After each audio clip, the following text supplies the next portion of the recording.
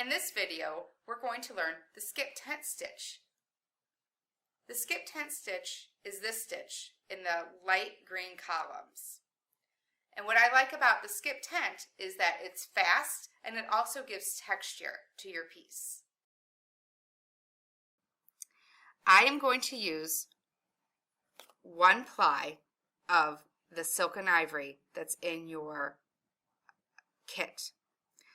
So again, I don't have anywhere to lock my stitches in. So I made another knot, and I'm going to start in the upper right hand corner. I'm going to put my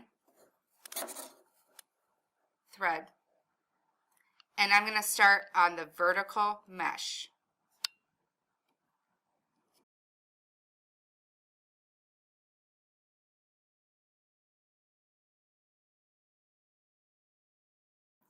Because it's called skip tent, unlike basket weave, where I would come to the next stitch right here, I'm going to skip this and I'm going to start here.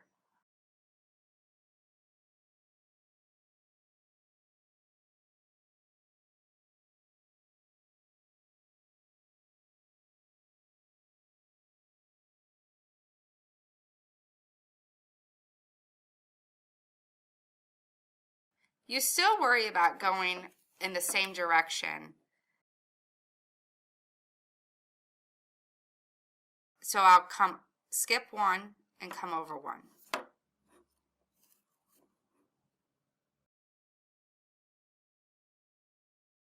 I love using this stitch when I'm working on a canvas that has a sky, because a lot of times the skies are shaded, and so it helps see I pick like the middle shade of whatever is painted on the canvas, and then I can see a little bit of dark, a little bit of light. It makes it look really pretty.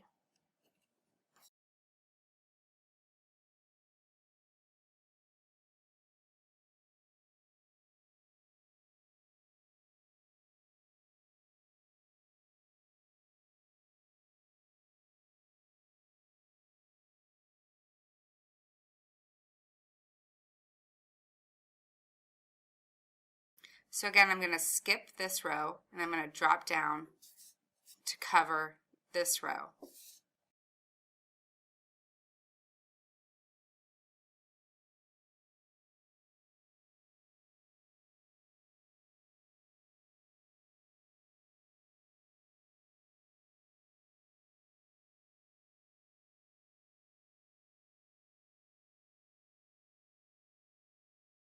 You always stitch in the same direction whether you're going up and down. Your stitches always want to go left to right. So you come up and you're going left to right. And that's regardless if you're in your up or down row.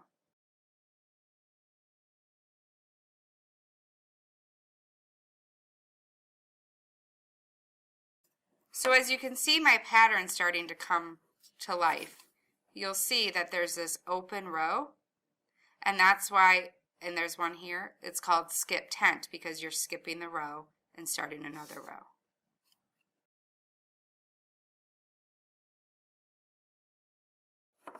Now I'm going to stitch a few more rows so that you can continue to see the pattern grow, and then I also want to show you how to lock in your stitches.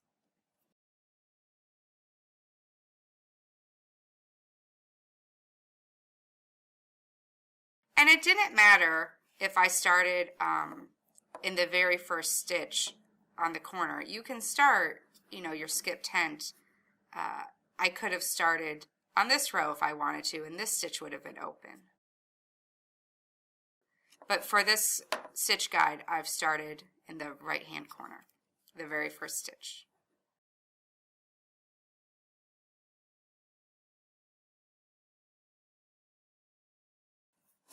The reason I'm using 1 ply is because I like my stitches to be a little lighter. I don't like a heavy look in my needlepoint. You could use 2 plies of threads. It will be a little thick, but it's totally up to you. It also depends on the weight of the thread. So if you're on a smaller mesh size canvas, that will also depend on that, on how much thread you use.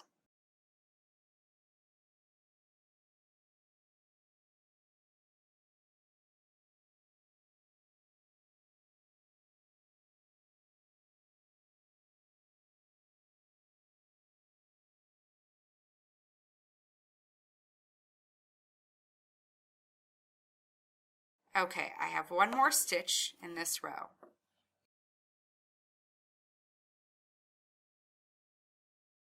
Because I said I never want you to stop in the middle of a row or stop at the end of a row, I want you to always either stop in the middle or start a new row.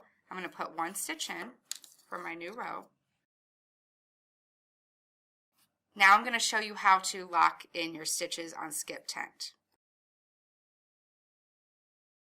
I try really hard on skip tent to work along the edges, so I tend to sometimes work with a longer piece of thread. So I try really hard to make when I lock in my stitches, be on the edges. So I go up through it to lock it in, and then I cross over and to make like a T. The reason I work on the edges is sometimes you can see through the other rows where you've run your thread under.